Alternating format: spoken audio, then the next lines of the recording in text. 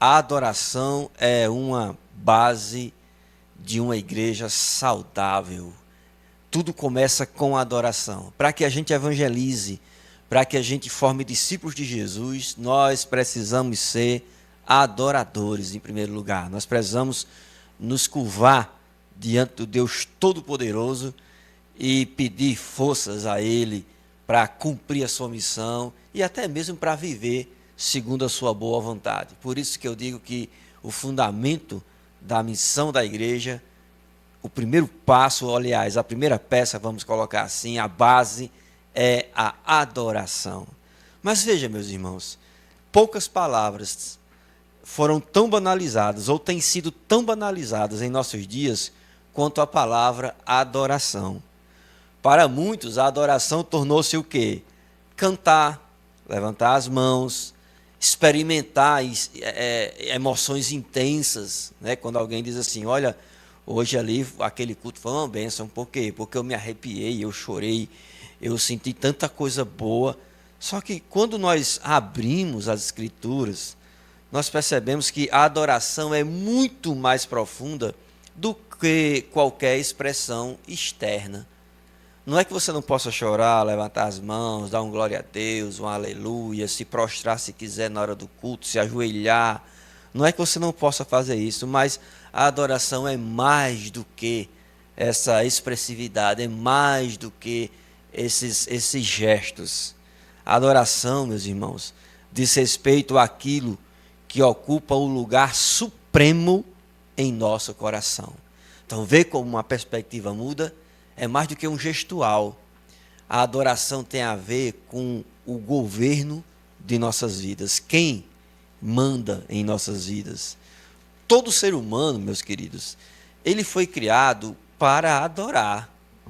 Todo ser humano, desde Adão ali até os dias de hoje, ele tem uma vocação para adorar a Deus. Só que a questão não é adorar em si, porque em qualquer lugar da face da terra, em qualquer tempo histórico, existe religiosidade, existem gestos de culto. Há pessoas que adoram pedra, árvores, animais. Há pessoas que adoram outras pessoas. Há pessoas que adoram antepassados, adoram livros, adoram, veja, ratos, vaca, né, na Índia ali, o elefante. Então, perceba que a questão não é se adoramos, a questão é o que adoramos, ou melhor dizendo, a questão é quem adoramos que importa. Então, o coração, ele nunca permanece vazio no que diz respeito à adoração. Ele sempre se inclina para um objeto de amor, ele sempre se inclina para um objeto de confiança, de devoção. Nosso coração nunca está vazio. Se você, mas eu não adoro a Deus, eu sou ateu, eu não adoro objetos, eu não adoro imagens, eu não adoro livros, eu não adoro pessoas. Quem diz isso mostra que adora a si mesmo, o próprio ego. Ora, o pecado, ele não extinguiu a capacidade humana de adorar. Ele apenas desviou essa capacidade de adorar do Criador para a criatura ou para as coisas criadas pelas criaturas. Desde a queda, o homem passou a construir ídolos, alguns feitos de pedra e madeira, outros invisíveis, como o poder, o dinheiro, o sucesso, os relacionamentos e até a própria religião pode se tornar um objeto de culto. Até a própria igreja que você frequenta pode se tornar um objeto de culto. Ou seja, você conhecer mais, amar mais a igreja do que ao próprio Deus. E isso não é bom.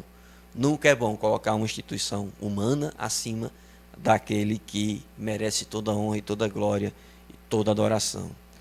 Ora, quando nós pensamos sobre a adoração, logo salta à mente um versículo muito utilizado para explicar o que é adoração, que é justamente aquele texto, não um versículo, né, mas aquele texto inteiro ali de João capítulo 4, onde Jesus conversa com a mulher de Samaria, uma mulher samaritana.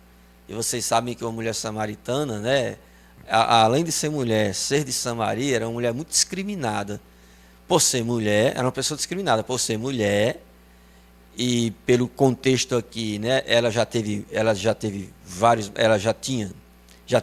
maridos, essa mulher. Essa mulher, ela adorava de um jeito que o judeu não adorava, então ela era uma mulher muito discriminada. E Jesus teve um encontro com essa mulher no poço de Jacó. E Jesus, para surpresa da mulher, pediu-lhe água. E a mulher disse: olha, como tu sendo judeu, fala comigo, que sou uma mulher samaritana. E a mulher olha para Jesus, né? E decide, né? Conversar com Jesus ali. E Jesus disse: olha, se você conhecesse quem é que o que te pede água, você pediria a ele, e ele lhe daria uma água viva que jorra para a vida eterna. Mas o senhor não tem nenhum balde para tirar aqui do poço, como é que o senhor tem essa água? E começou aquela conversa bonita. Acho que acredito que é a conversa mais extensa que Jesus teve, e que foi registrada nas Escrituras. E Jesus disse: olha, vá.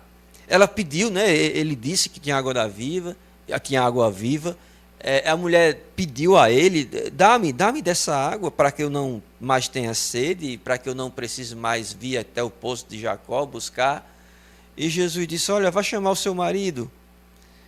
E ela disse assim: olha, eu não tenho marido. E Jesus disse lá no capítulo 4, verso 18 de João, verso 17: bem disseste, não tenho marido, porque 5 maridos já tiveste, e esse agora que tens não é teu marido. Você disse isso com verdade. Então Jesus, ele começou a penetrar no coração daquela mulher, no estilo de vida daquela mulher, no comportamento, na atitude daquela mulher. E quando aquela mulher se sentiu incomodada pela revelação do pecado, ela se sentiu incomodada. E você sabe, né, o que é que acontece quando alguém pega no seu calcanhar, quando alguém revela o seu pecado? Você se esconde, você foge, você muda de assunto. E lá em João capítulo 4 e 19, ela muda de assunto. Ela diz assim: Senhor, disse-lhe a mulher, veja que tu és profeta. Nossos pais adoravam neste monte. Vós judeus, entretanto, dizeis que é em Jerusalém que se deve adorar. E Jesus disse: mulher, podes crer-me que a hora vem, quando nem neste monte, nem em Jerusalém adorareis o Pai. Vós adorais o que não conheceis, nós adoramos o que conhecemos, porque a salvação vem dos judeus. Jesus estava falando dele mesmo, né? Jesus estava se referindo a ele mesmo. Quando ele disse a salvação vem dos judeus, ele está se referindo a ele mesmo. A salvação vem, é uma promessa dada aos descendentes de Abraão.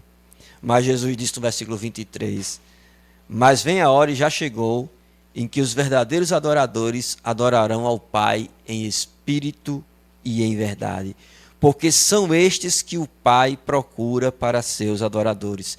Deus é espírito, e importa que os seus adoradores o adorem em espírito e em verdade.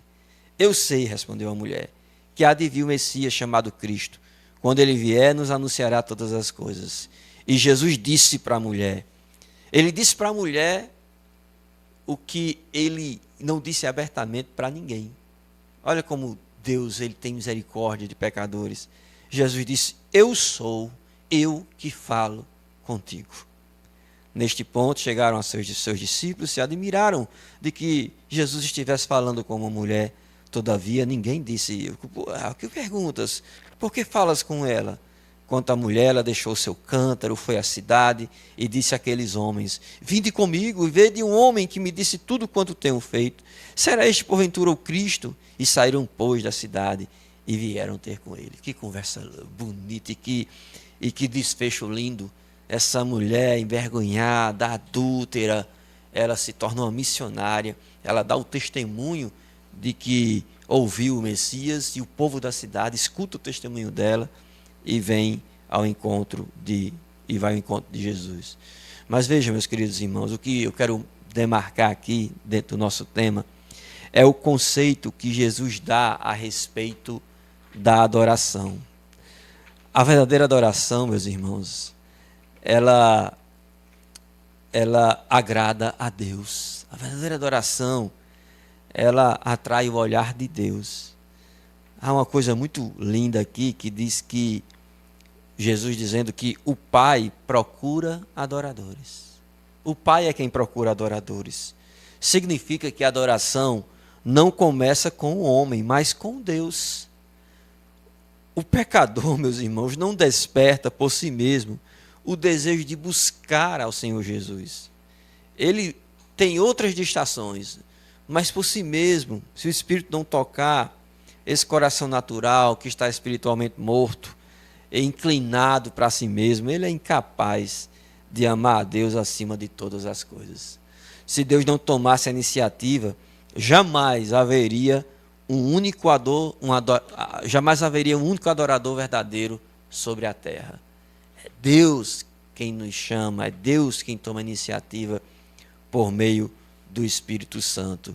E Jesus foi muito claro quando disse para a mulher: olha, o Pai procura adoradores que o adorem em espírito de verdade. O Pai procura adoradores.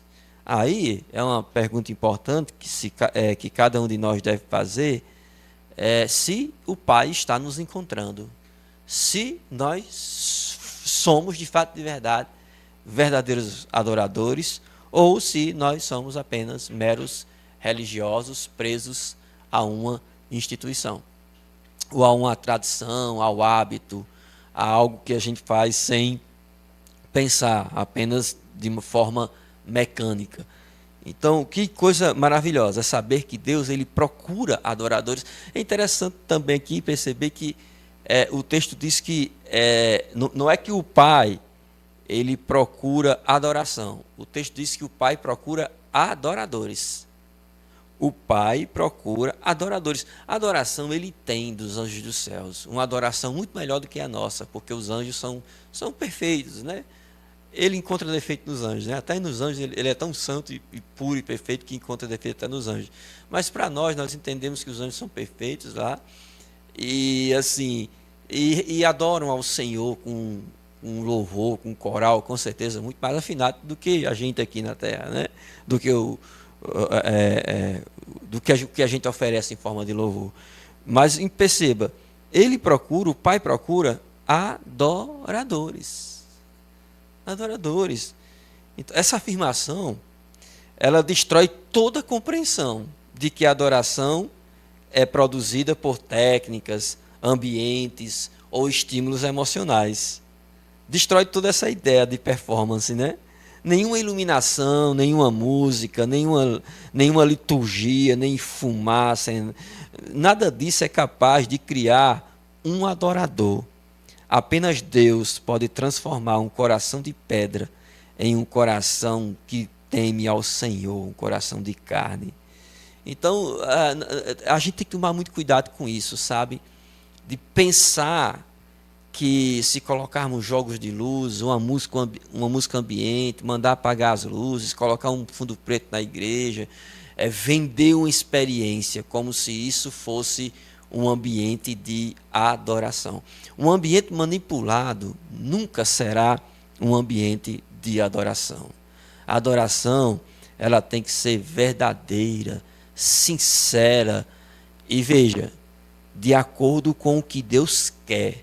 Porque você pode ser até sincero no seu culto, só que a forma como você está adorando a Deus é diferente, a intenção é diferente e, consequentemente, a forma. Porque Deus, ele sonda coração e Deus também, ele diz como nós devemos adorá-lo. E, claro, nós devemos adorá-lo segundo a verdade, nós devemos adorá-lo com a vida santa, porque não adianta nada você se derramar diante do culto, dançar, pular, ou ficar quietinho, em pé, reverente, se sua vida lá fora não corrobora com o que você está fazendo ali, aí você cai na hipocrisia, e se existe uma coisa que Deus condena na palavra, é a hipocrisia. Então, a verdadeira adoração, ela nasce de um coração transformado por Deus, um coração que quer viver e adorar a Deus segundo as Escrituras. Ora, a verdadeira adoração, ela não negocia a verdade. Por isso que Jesus disse, olha, Deus é espírito, importa que os seus adoradores o adorem em espírito e em verdade. É verdade aqui, a verdade é a verdade, segundo Deus ensina nas Escrituras, como eu disse. Só que nós vivemos em uma cultura que é uma cultura das emoções, é uma geração de emocionados, ou seja, os caçadores de emoções. São pessoas que não param para pensar o que estão fazendo, o que estão dizendo. São levados pelo sentimento, levados pelo espetáculo. Tem até um livro muito interessante, é A Sociedade do Espetáculo, acho que é francês, chamado Guy Debord, e ele falava sobre isso, né, e isso é um livro antigo, um clássico. Quem estuda sociologia, essa área aí, o marketing, mídia, e o Guy Debord, ele dizia que as pessoas hoje preferem mais a representação da realidade do que a realidade. Então, eu posso aplicar, né, dizendo assim, que tem pessoas que elas querem experimentar sensações místicas em um determinado momento, elas preferem mais imaginar que estão na presença de Deus do que viver continuamente na presença de Deus. Então, Deus, ele não está recluso ali a um templo, a um culto. Não que isso signifique que você pode se comportar de qualquer maneira no culto, mas é importante a gente entender que Deus, ele quer que o adoremos em verdade, com uma conduta que seja santa e temente ao Senhor de segunda a domingo, e não só no domingo, e não só em um culto de oração, ou culto dos jovens, ou uma escola bíblica. Não. A gente tem que ter essa prioridade diante da igreja, das gerações que estão se formando, né? Ensinar que a adoração não se resume a um momento emotivo ali, eufórico, mas sim uma conduta que expresse o caráter do Senhor Jesus Cristo, ou a busca de santidade conforme o modelo de Jesus Cristo. Então, a verdadeira adoração, ela depende da correta revelação de quem Deus é. É o que Jesus ensinou àquela mulher samaritana, quando ela disse, olha, a salvação vem dos judeus, eu sou o Messias, você precisa adorar o Deus que se revelou ao longo da história ao povo judeu e, em especial, deixou seu caráter revelado nas Escrituras. Nós não adoramos a um Deus criado por nossas preferências, por nossas emoções ou imaginação. Adoramos o Deus que se revelou na palavra e de maneira plena o Deus que se revelou na pessoa de Jesus Cristo. A adoração cristã, meus irmãos e amigos, é inseparável da palavra. Quanto mais conhecemos a palavra, mais conhecemos a Deus, mais o admiramos. Quanto mais contemplamos sua santidade, sua soberania, sua justiça, sua misericórdia, sua graça, mais o nosso coração é conduzido ao louvor. Então, meus queridos, existe um grande desequilíbrio quando você separa emoção e doutrina.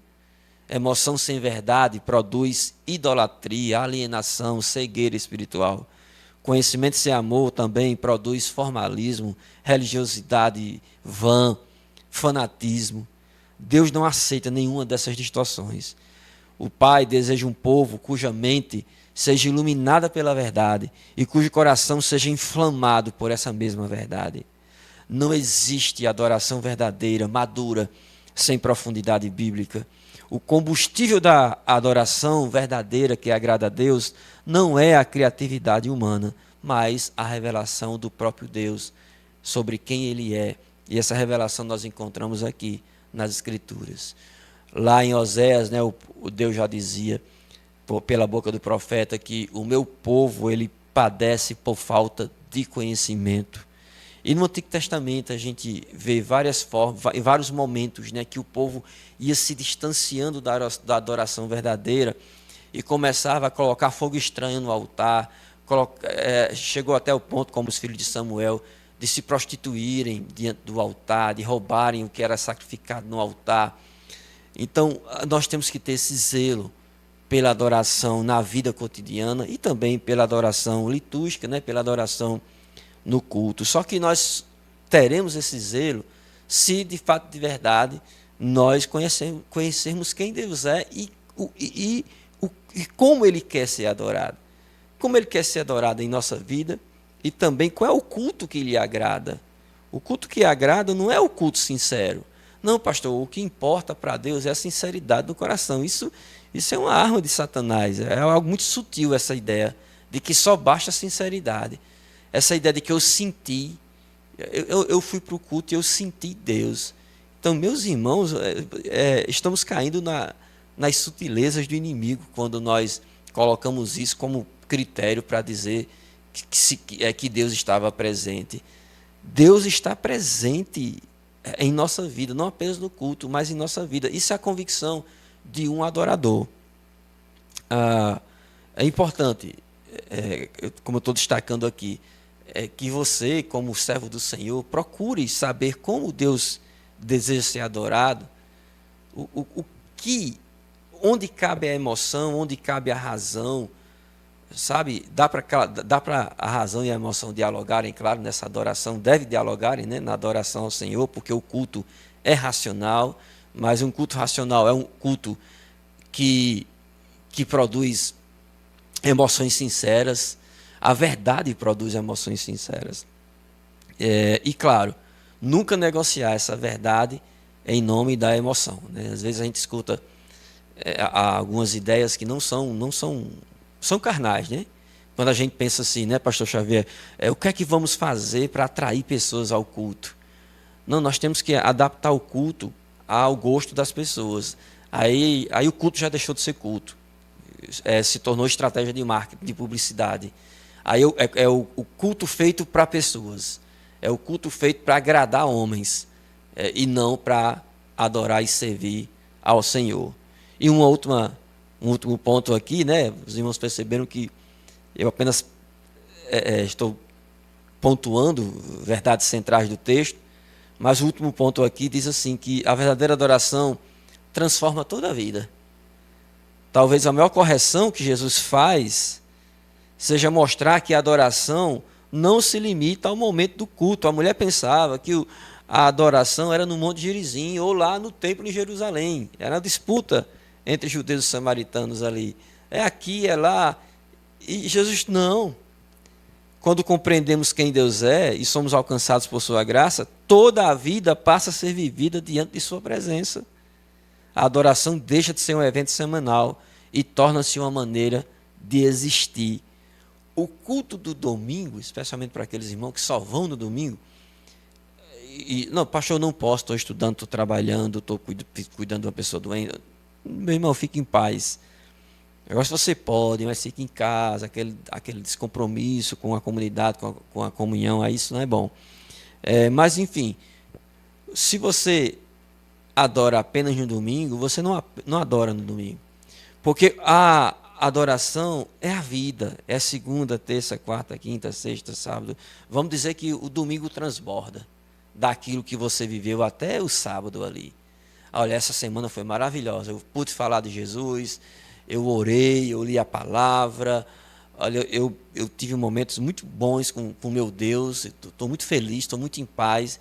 E eu vou para o culto para quê? Eu quero estar naquele culto com o coração transbordando de gratidão diante da semana que eu vivi. E já vou pedir a Deus que abençoe a semana que está iniciando no domingo, para que minha vida seja dele de domingo a domingo. E não apenas no domingo. O nosso trabalho, quando nós temos essa visão de que a adoração é em espírito e em verdade, é todos os dias, o trabalho passa a glorificar a Deus, cuidar da família é um meio de glorificar a Deus, a maneira como administramos nossos recursos também glorifica a Deus, nossa fala, nossos pensamentos, nossas prioridades, nossos relacionamentos tornam-se atos contínuos de adoração. Quando a gente compreende quem Deus é e tem essa sede, esse desejo de mostrar a Ele que nós o tememos e o amamos. E o culto público? O culto público, meus irmãos, continua sendo indispensável, pois é nele que a igreja reunida presta louvor ao Senhor, ouve sua palavra, participa da comunhão com os irmãos. Entretanto, meus amados irmãos, esse culto somente será verdadeiro quando refletiu uma vida que já pertence inteiramente a Deus. Há uma incoerência profunda denunciada pelas Escrituras quando alguém canta sobre santidade de Deus aos domingos, mas vive deliberadamente em pecado durante a semana. Deus nunca separou culto e vida. O mesmo Senhor que recebe nosso louvor também exige nossa obediência. A verdadeira adoração é demonstrada menos pela intensidade das emoções e mais pela constância da nossa fidelidade a Ele. O adorador não vive para experimentar momentos espirituais. O adorador ele vive para glorificar a Deus em tudo o que ele faz. Não é um momento. Eu sei que é muito comum, né? Assim, na minha vida de quase 30 anos de cristão, de convertido, eu já vi, meus irmãos, muita gente chorar, muita gente extravasar suas emoções durante o culto. E eu, lá atrás, eu pensava assim, olha, depois de uma experiência dessa que essa pessoa teve, eu acho que ela nunca mais sai da igreja. A pessoa chorou e levantou as mãos e se prostrava. E na minha mente, de novo convertido, lá atrás eu dizia, olha que coisa bonita, eu queria sentir isso aí também. Só que hoje essas pessoas estão fora, estão fazendo tudo errado, distantes de Deus. Só que na minha cabeça, aquela experiência que eu estava vendo ali era uma experiência de adoração. Só que a adoração não é emoção. Tem emoção, mas não é emoção. Não é extravagante, né? Teve uma moda, um tempo... O gospel daqui a lá inventa umas modas, né? Teve uma moda que era adoração extravagante.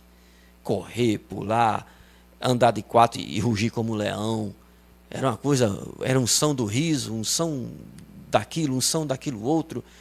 E a gente olhava ali e disse, meu Deus do céu... Deus está nesse negócio aí. Quando a gente olha para a adoração do próprio Jesus Cristo, né? Uma adoração reverente, cuidadosa, respeitosa, é oração, participação também, né? Jesus ia para a sinagoga para ler as Escrituras. Então Jesus nos ensinou como adorar o Pai. Ele é um modelo em todos os aspectos da vida. E a adoração de Jesus não era extravagante. Era uma adoração em espírito e em verdade. Por isso que Jesus pôde ensinar aquela mulher, porque ele vivia o que ensinava. Ele mostrou à mulher quem era ele e o cuidado que ele tinha, até na maneira como tratava a Deus, né, que se chamava Deus de Pai. Aquela mulher foi impactada profundamente com a maneira como foi amada por Jesus, a reverência que Jesus tinha para com o Pai, a verdade. Jesus não mentiu, Jesus não relativizou. Não, pode ser no Monte Gerizim, pode ser lá em Jerusalém. Não, Jesus, nem lá nem cá.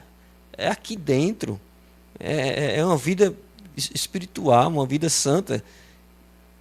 É nessa vida que Deus habita e se agrada. Para a gente terminar, Jesus ele não respondeu apenas à dúvida de uma mulher samaritana. Ele respondeu à pergunta que toda geração precisa fazer: o que Deus procura em seus adoradores? Ele procura homens e mulheres cujo coração foi transformado pela graça do Senhor, cuja mente está submetida à verdade das Escrituras e cuja vida inteira foi colocada sobre o altar como oferta de louvor. A pergunta, meus irmãos, portanto, não é se participamos de cultos ou se apreciamos a música que está sendo entoada. A pergunta é: nossa vida revela que Deus é o bem mais precioso de nossa existência? A verdadeira adoração não é medida pelo que fazemos diante das pessoas, mas pelo lugar que Deus ocupa em nosso coração. Quando Cristo se torna nosso maior tesouro, toda a vida se transforma em um contínuo ato de adoração para a glória de Deus. Louvado seja Deus, que essa palavra nos oriente ou nos reoriente, nos corrija, nos exorte, para que realmente possamos ser adoradores em espírito e em verdade. Adoradores que adoram com sinceridade, mas, sobretudo, adoradores que se emocionam também, sim, mas, sobretudo, adoradores que vivem em obediência, não apenas que figuram uma performance durante, ou extrapolam, né, gestos diante de uma música, de um ambiente escuro com um jogo de luzes. Não, mas sobretudo que nós tenhamos essa conduta santa todos os dias de nossa vida, para que quando nós nos reunimos, seja ali o resultado daquilo que vivemos no nosso dia a dia. Então que Deus nos abençoe e que se agrade do nosso louvor, da nossa oferta, da nossa vida de adoração.